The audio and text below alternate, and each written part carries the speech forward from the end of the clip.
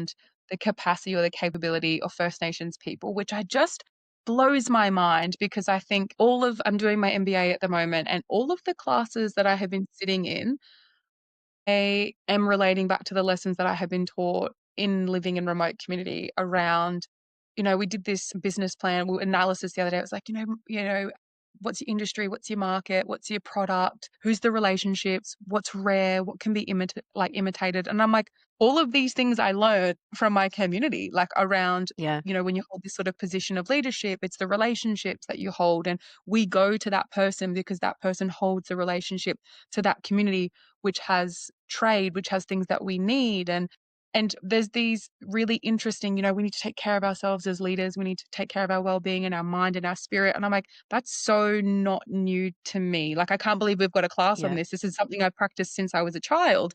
And so I think I think business actually has a lot to learn from First Nations culture. I think if we actually just broke down the doors and had the conversations and said, let's open this up. I think First Nations people, we have a lot of healing to do to be able to be ready to receive, I guess, the opportunities that can be presented to us at times. I think there's so much pain and hurt there that sometimes we can block that unintentionally. And then Mm. on the other end of that, I think our non-Indigenous family and community need to just learn to come back not once, not twice, but 10 times. Like, don't be afraid of stuffing it up and then coming back and saying, let's try again. I mean, we do it at school. You put an assignment in and you fail, and then the teacher gives you feedback, and then you don't cry over, well, sometimes you cry. I definitely cried over feedback sometimes, but you come back. Like, we can apply that in our lives in so many areas, being an athlete, being at school, being in business. You fail, you get back up.